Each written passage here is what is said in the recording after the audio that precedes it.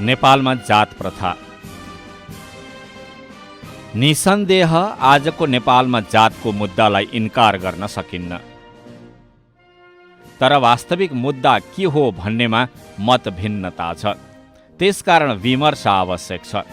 जात व्यवस्थालाई हेर्ने अनेक सैद्धान्तिक मतहरू छन्, हुने नै भए। यो वर्ग सङ्घर्ष अन्तर्गतै पर्छ। यो वर्गीय समस्या नै हो। वर्गीय समस्याको कम्पोनेन्टहरू त धेरै केही कम्पोनेन्टहरू छन्। त्यसमध्ये चाहिँ यो जातीय उत्पीडन पनि एउटा कम्पोनेन्ट हो। त्यसकारण यो वर्गभित्रै पर्छ। वर्गभन्दा बाहिर यो भिन्न भनेर अलग अहिले त्यो कुराहरू पनि उठिरहेको छ कि यो वर्गभन्दा बेग्लै हो, यो भिन्नै हो। र कतिपयले त यसो पनि भनेको पनि पाइन्छ कि यो त वर्ग उत्पत्ति हुनुभन्दा अगाडि नै उत्पत्ति भएको चिज हो यो जाति भन्ने त। त्यस हुनाले कसरी त्यो वर्गको अन्तर्गत हुन्छ भन्ने कुरा नै आछ। तर त्यो कुरा होइन, त्यो सत्य होइन। र यो जातीय जुन समस्या हो त्यो पनि वर्गीय समस्याको एउटा अभिन्न अङ्ग नै हो। वर्गसँग जोडेर हेर्दाखेरि त अब अप्रेस्ड कास्टहरू प्राय तल्लो वर्गकै हुन्छन्। नेपालकै परिप्रेक्ष्यमा यहाँले भन्नुभयो उत्पीडित चाहिँ जातिहरूमा खास गरेर दलितहरू नै बढी चाहिँ आर्थिक रूपले पनि उत्पीडित जस्ता देखिन्छन्। यसको रिलेसन चाहिँ त्यहाँ छ जस्तो लाग्छ। तर फेरि पनि यो कुरा के हो भने अन्ततः यो कास्ट सिस्टम भनेको चाहिँ ब्याकवर्ड सिस्टमै हो र यो सामन्तवादको अवशेष नै हो। यो बढी झाँगिने चाहिँ सामन्तवादमै हो। र पुँजीवादमा गइसकेपछि चाहिँ धेरै मान्यताहरूले चाहिँ के गर्छ भने कास्ट सिस्टमलाई चाहिँ त्यति महत्त्व दिँदैन। जस्तो उदाहरणको लागि नेहरूलाई नै यो प्रश्न गर्ने गरेका थिए। उनी त पण्डित भएको हुनाले धेरैजना पण्डितहरूले ब्राह्मणहरूले के भने तिमीले चाहिँ यहाँ सरकार त चलायो तर चाहिँ यहाँ हाम्रो चाहिँ तल्लो जातिहरू र माथिल्लो जातिलाई मिसाइदेऊ भन्दाखेरि उनले के भनेको थियो भने त्यो सिस्टमले मिसाएको हो। जस्तो तपाईँलाई रेल यहाँ चल्छ भने रेलमा यात्रुहरू त विभिन्न चढेका हुन्छन्। अब तपाईँले जुन ठाउँमा जुन सिटमा बस्नुहुन्छ त्यहाँ तपाईँको साइडमा कुन जात छ भनेर तपाईँ त्यहाँ हेर्नै भ्याउनुहुन्न तपाईँले। त्यसकारण तपाईँले भन्नुभएको के त अब मैले चाहिँ इन्डियाबाट चाहिँ नि रेल नै हटाइदिउँ त भनेर भनेको थिएँ। किनभने त्यहाँ चाहिँ उत्पादक शक्तिहरूको विकासले गर्दाखेरि त्यो कास्ट सिस्टम स्वतः कमजोर भयो। त्यसकारण कास्ट सिस्टम यहाँ हटाउने भनेर अभियान चलाएरै उनीहरूले गर्छन्। कति देशमा त त्यो पनि गरेको पाइन्छ। तर त्यो नगर्दाखेरि पनि के हुन्छ भने त्यो चाहिँ उत्पादक शक्तिले गर्दाको विकासले गर्दाखेरि चाहिँ त्यो कास्ट सिस्टम चाहिँ स्वतः कमजोर भएर जान्छ। प्रत्येकको प्राज्ञिक क्षमता वा प्राज्ञिक अवसर र प्रत्येकको राजनीतिक अवसर, प्रत्येकको आर्थिक अवसर र सांस्कृतिक हैसियत चाहिँ नेपालको जात व्यवस्थाले निर्माण गरेका छ।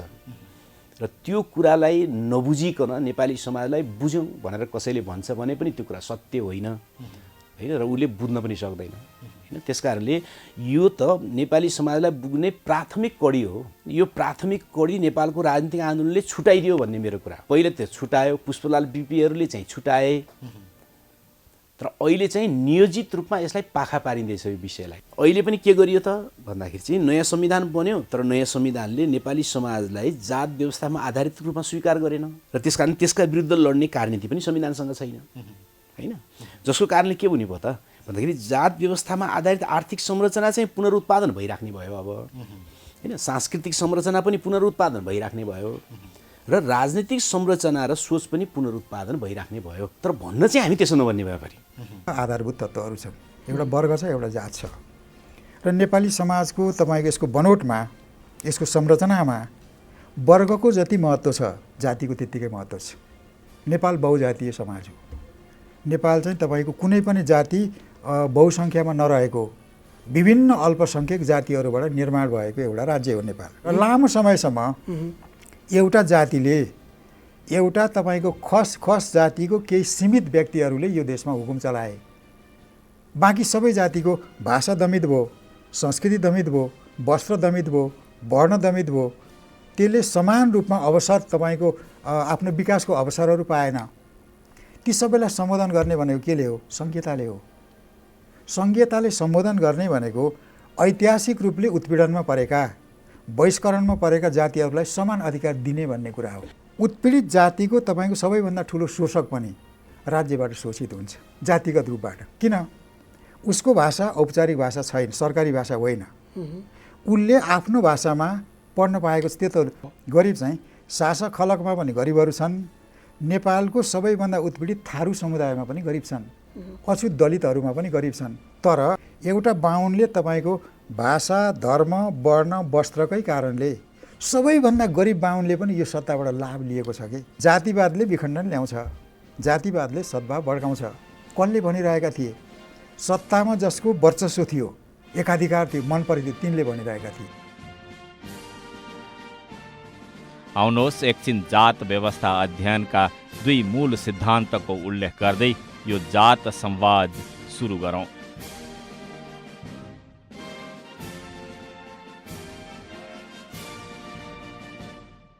मार्क्स एंगल्स लिखित जर्मन विचारधारा अनुसार सामाजिक विचार, मान्यता, धर्म, नैतिकता आदिको व्यवस्था र विकास समाजको भौतिक अवस्था र विकासका आधारमा हुन्छ।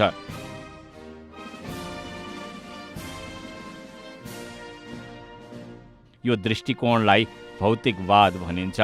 यही सिद्धान्तका आधारमा उनीहरू के दाबी गर्छन् भने भारत र इजिप्टमा अस्तित्वमा आएका जात प्रथाहरू त्यहाँको श्रम विभाजनको अवस्थाबाट विकसित भएका हुन्।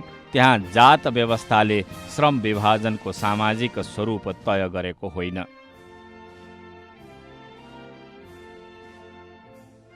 त्यस्तै यही विधि प्रयोग गरेर क्लाउड मियर्सुद्वारा लिखित are there caste in India नामक रचनामा प्रचुर तथ्य र ऐतिहासिक सन्दर्भहरूका साथ के दाबी गरिएको छ भने जात व्यवस्था तत्कालीन वर्ग व्यवस्थालाई रक्षा गर्ने प्रणाली थियो। तर यस्तो भौतिकवादी व्याख्या भन्दा ठिक विपरीत लुई डुमोको पुस्तक होमो हायरार्किकसमा जात चेतना र प्रथाको प्रधानताको तर्क गर्दै समाजका आर्थिक र अन्य संरचनाहरू यी माथि खडा भएको निष्कर्ष निकालिएको छ। यसमा भनिएको छ जात प्रथा एउटा मनको अवस्था हो जो विभिन्न जात समूहहरूमा अभिव्यक्त हुन्छ।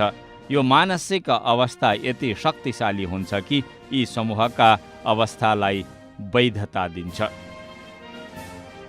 यी 2 भिन्न दृष्टिकोणलाई यी प्रश्नमा समेट्न सकिन्छ।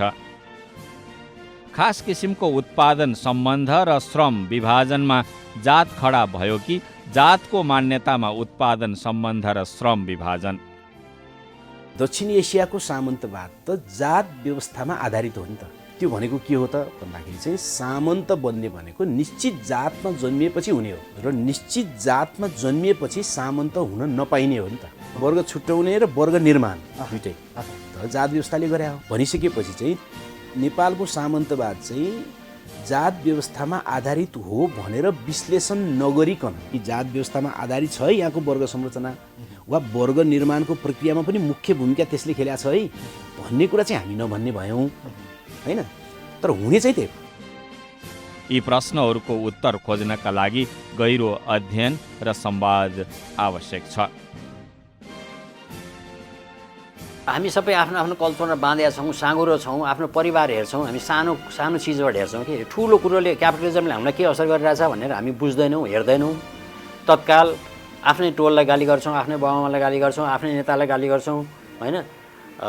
विश्व चाहिँ रेफरेन्स पोइन्ट बन्दैन, त्यति रेफरेन्स पोइन्ट बन्दैन जतिकि त्यसले हामीलाई सेप गरिराखेको छ।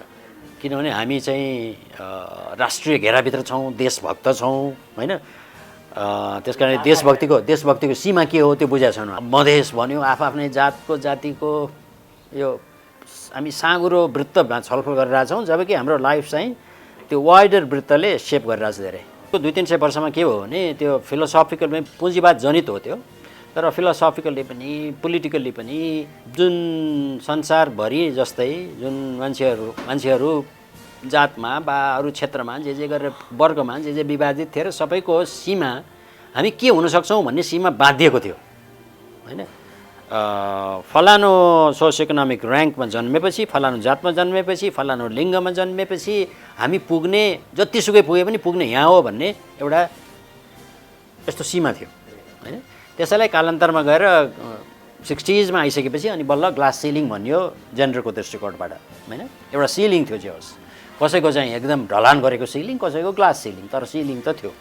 तर त्यो सिलिङ धेरैजसो सिलिङ पाल पर्यो, भत्क्यो, यो गएको 200 वर्षमा है। त्यसको अर्थ अहिले सिलिङ पुरै गयो भन्ने होइन फेरि।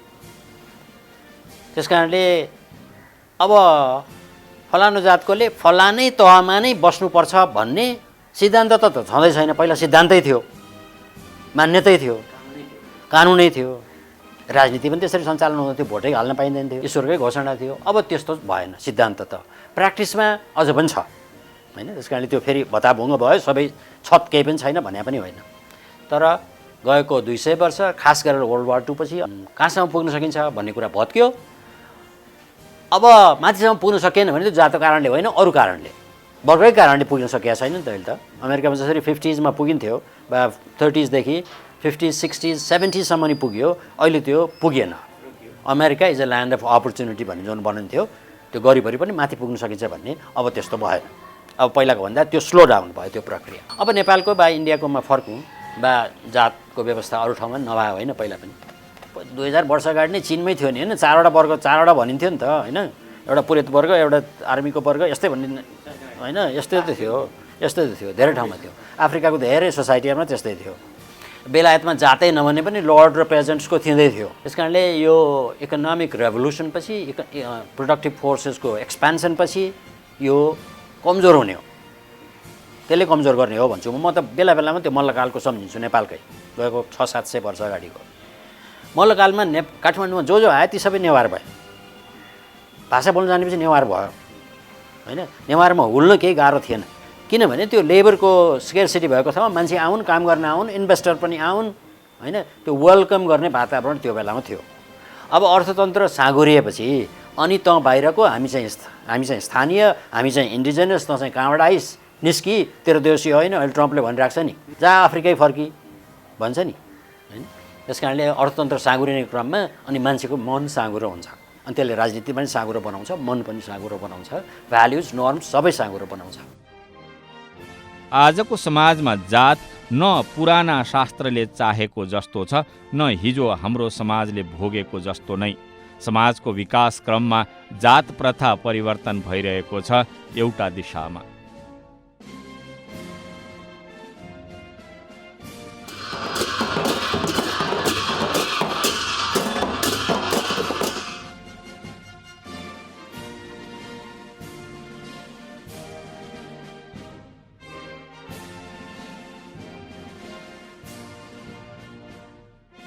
पेशा, सम्पत्ति, स्वामित्व, आय, शिक्षा, छुवाछुत आदिमा निकै देख्न सकिने गरी परिवर्तन आएका छन्। परिवर्तनको गति भिन्न भिन्न ठाउँमा, क्षेत्रमा, अवस्थामा फरक छ, तर उन्मूलनको बाटो भने निकै लामो हुनेछ।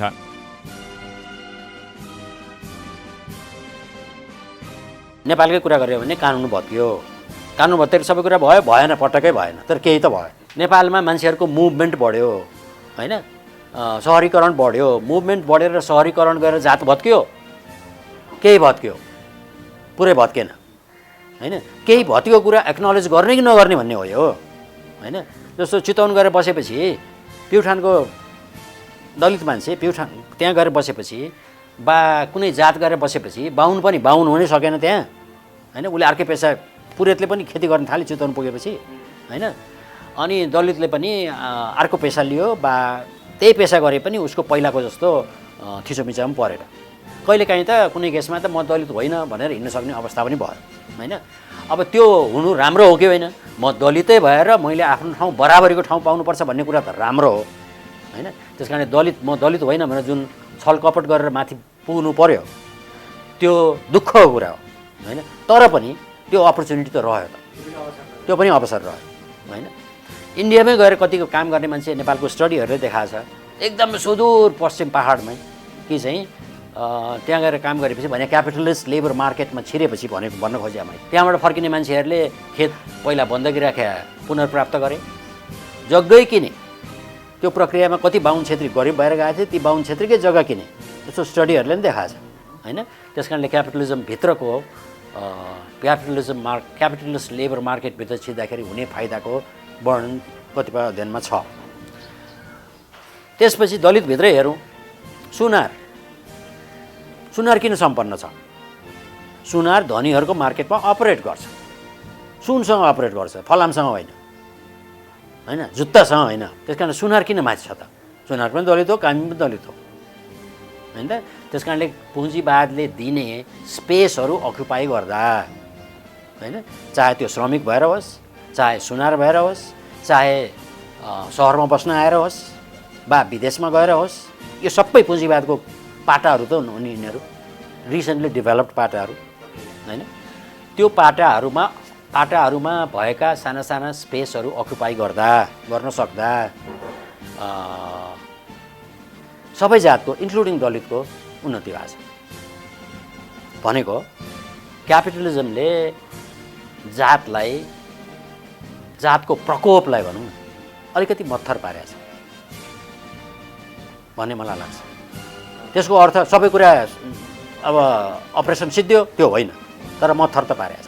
धेरै ठाउँमा रूपान्तरित हुँदैछ, सहरको वरिपरि धेरै रूपान्तरित, गाउँमा कम रूपान्तरित, मुभमेन्ट धेरै भएको ठाउँमा, फिजिकल मुभमेन्ट धेरै भएको ठाउँमा त्यहाँ धेरै रूपान्तरित, नभएको ठाउँमा कम रूपान्तरित। शिक्षाको हस्तक्षेप, लोकतन्त्रको हस्तक्षेप, एक्टिभिजमको हस्तक्षेप विभिन्न छ, तर मूलतः इकोनोमीको, लेबरको मुभमेन्टको हस्तक्षेप, होइन? इन्भेस्ट गर्ने ठाउँमा पुग्यो भनेदेखि त, त्यो तहमा आफूलाई राख्न सकियो भनेदेखि त अनि अझ ठुलो हस्तक्षेप। त्यस कारणले त्यो पुँजीवादको हस्तक्षेप छ जातमाथि। जात व्यवस्था विरोधी अभियानमा लागेका धेरै मानिसले हालको जात समस्याको कारक मनुवाद र ब्राह्मणवाद नै हो भनेर बुझेका छन् र बुझाउँछन्।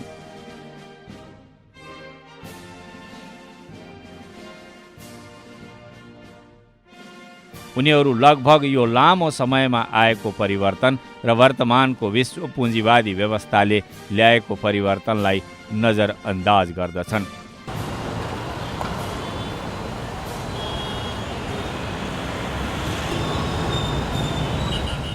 उनीहरू जातलाई ऐतिहासिकतामा हेर्दैनन्,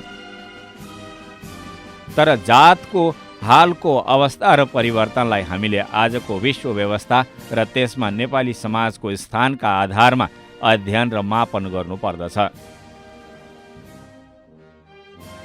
जतिखेर वर्गीय सङ्घर्ष तीव्र भइरहेको थियो, त्यो वर्ग सङ्घर्ष तीव्र भइरहेको बेलामा त्यसलाई निष्क्रिय बनाउन, निष्प्रभावी बनाउनको लागि पनि त्यही एउटा वर्गभित्रकै जसलाई चाहिँ विभिन्न समाजमा रहेका विभिन्न वर्गहरूमा अलग अलग ढङ्गले डिल गर्ने र उनीहरूको कन्ट्राडिक्सनलाई चाहिँ कमजोर गर्ने र उनीहरूको हित अनुकूलको चाहिँ के भने शासन व्यवस्थालाई चाहिँ के भने मद्दत पुर्याउने ढङ्गले काम गरे।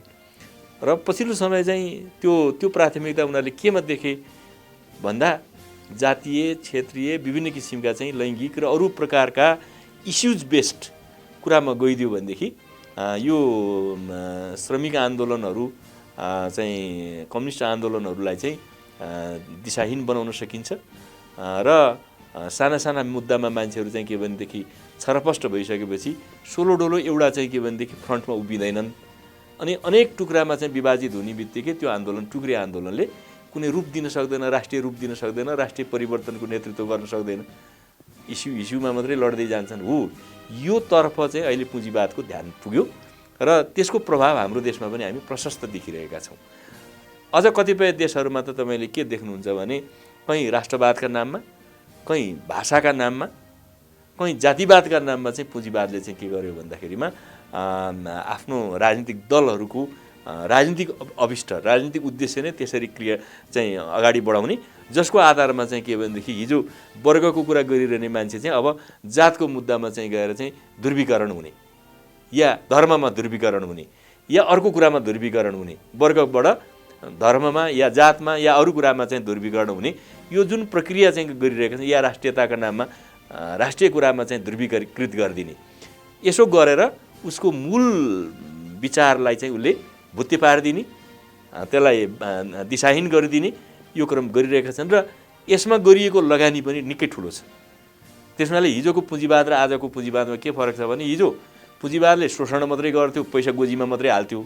आज पुँजीवादले के गर्छ भने शोषण पनि गर्छ र एउटा पैसाको हिस्सा चाहिँ यस्तो काममा लगानी गर्छ र यो आन्दोलनलाई दिशाहीन बनाउँछ र आफ्नो चाहिँ के भनेदेखि आफ्नो यो पुँजीवादी स्वर्ग चाहिँ सधैँको लागि चाहिँ सुनिश्चित गर्ने बाटोमा लागिरहेछ। यो कुरा कम्युनिस्टहरूले बुझ्नुपर्छ। नेपालको जातीय व्यवस्था कम्युनिस्टहरूले नै यसको चाहिँ अथवा वर्गीय राजनीतिका पक्षधर राजनीतिक शक्तिहरूले नै यसको समाधान गर्नुपर्दछ। त्यो भनेको के भने जातीय विभेद गर्ने पद्धति प्रक्रियालाई निषेध गर्नै पर्छ। एक प्रकारको सामाजिक कलङ्क हो, यसमा दुई मात्रै छैन। किन आजको समयमा मान्छेलाई त चाहिँ छुन हुने, त छुन नहुने, त यो जातको त ऊ जातको भनेर भन्ने जुन किसिमको भेदभाव जनित कुराहरू छन् त्यो अन्त्य गर्नुपर्छ। त्यो अन्त्य कसरी गर्न सकिन्थ्यो भने जस्तो समाजवादी देशहरूले के गरे भने सुरुमा कसरी त्यो कुरामा सफलता प्राप्त गरे भने जस्तो सोभियत सङ्घमा तपाईँ जाने बित्तिकै सोभियत क्रान्ति हुने बित्तिकै सबै मान्छेलाई उही लेभलको चाहिँ शिक्षा दियो। हिजो चाहिँ पुँजीपति वर्गले ठुला राम्रा स्कुलमा छोराछोरी पढाउँथ्यो, जिम्दारहरूले चाहिँ के भनेदेखि ठुला युद्ध सरदारहरूले त्यही अनुसारको कुरा गर्थे। त्यसो गरेर ती सबैको सम्पत्ति राष्ट्रियकरण गरिदियो, जम्मैलाई चाहिँ के गरिदियो नि होल नागरिकलाई यसरी शिक्षित गरिदियो कि मजदुरको छोरो पनि इन्जिनियर भयो, चाहिँ ठुला डाक्टर भयो, अर्को भयो भनेपछि अब त्यो पुरानो किसिमको चाहिँ वर्गीय अवशेषसँग ती जातीय सम्बन्ध पनि लिङ्क थिए। त्यो दुईटै कुरालाई के गरिदियो भने एकसाथ एलिमिनेट गरिदियो उसले। वर्गीय शोषण प्लस सामाजिक जो चाहिँ विभेदहरू चाहिँ असमानताहरू जो जातीय रूपमा प्रकट हुन्थे या धार्मिक रूपमा प्रकट हुन्थे, त्यहाँ पनि चर्च अरू विभिन्न रूपमा यी प्रकट हुन्थे। त्यो दुईटै कुरालाई उसले के गर्यो भने एकसाथ किनारा लगाइदियो र सबै मान्छेहरूलाई राष्ट्रिय भावधारामा चाहिँ के भने सङ्गठित गरिदियो र सबैलाई एउटा चाहिँ कमन एउटा चाहिँ राज्यले चाहिँ के गर्यो भने साझा सन्तानको रूपमा चाहिँ सबै मेरा सन्तान हुन् भनेर चाहिँ सबैले चाहिँ बराबरीको हक भोग गर्न पाउनु पर्दछ भन्ने कुरा गरिदिने बित्तिकै राज्यप्रतिको ओनरसिप उनीहरूको बढेर गयो, ममता बढेर गयो र धर्म फलाना चिलाना यी यस्ता किसिमका सङ्कीर्ण विचारबाट उनीहरू चाहिँ मुक्त हुँदै गए। हाम्रो देशमा हामीले गर्नुपर्ने कुरा चाहिँ त्यही थियो। त्यो गर्न नसक्दा के भयो भन्दा through the NGO, through the विभिन्न माध्यमबाट त्यस्ता पैसाहरू चाहिँ के भने खन्याउने र त्यस मार्फतबाट चाहिँ के भने एकता होइन, झन् त्यस्ता कुरालाई जातीय विभेद छ भनेर जातीय विभेद अन्त्य गर्ने नाममा काम चाहिँ गर्ने, तर जातीय विभेदलाई कायम गर्ने र जातीय विभेदलाई चर्काउने, जात बिचको द्वन्द्व चर्काउने त्यो काम चाहिँ अहिले भइरहेछ। यसलाई एलिमिनेट गर्ने होइन, एलिमिनेट गर्ने दिशामा काम भइरहेको छैन। तपाईँ हेर्नुहोस् त, यसलाई झन् चर्काउने र आफ्नो राजनीतिक अभिष्टको लागि उद्देश्यको लागि प्रयोग गर्ने त्यो खालको काम भएको छ। यसमा सरकारले एउटा चाहिँ के भने लिड रोल खेल्नुपर्ने हो। मान्नुहोस् न, अहिले सबै केटाकेटीहरूलाई चाहिँ फ्री र क्वालिटीको चाहिँ एजुकेसन दिने बित्तिकै यो यो यो कसैलाई रिजर्भेसन कसैलाई के यो चाहिँदैन। 101 चाहिँ मान्छेहरू चाहिँ के भने दलितको छोराछोरी पनि त्यही छ, मुसरको छोराछोरीले पनि उत्तिकै हाइली एजुकेटेड हाइली चाहिँ एजुकेसनमा जाने बित्तिकै अनि त्यो मान्छे चाहिँ पुरानो कुरा सम्बन्धमा चाहिँ रुमलेर बस्दैन।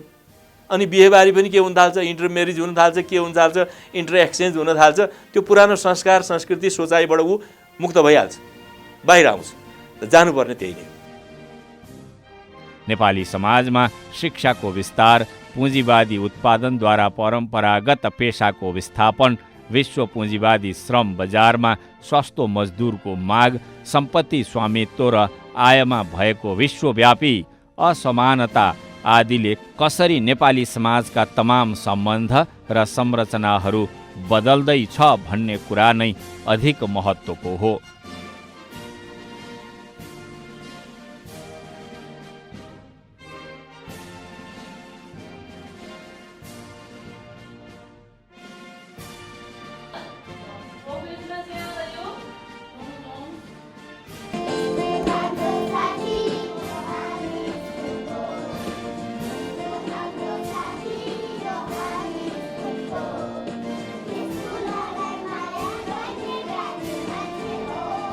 यो परिवर्तनको प्रक्रियामा नै जातसँग सम्बन्धित आर्थिक, सामाजिक र राजनीतिक आयाममा परिवर्तनको मापन गर्न सकिन्छ।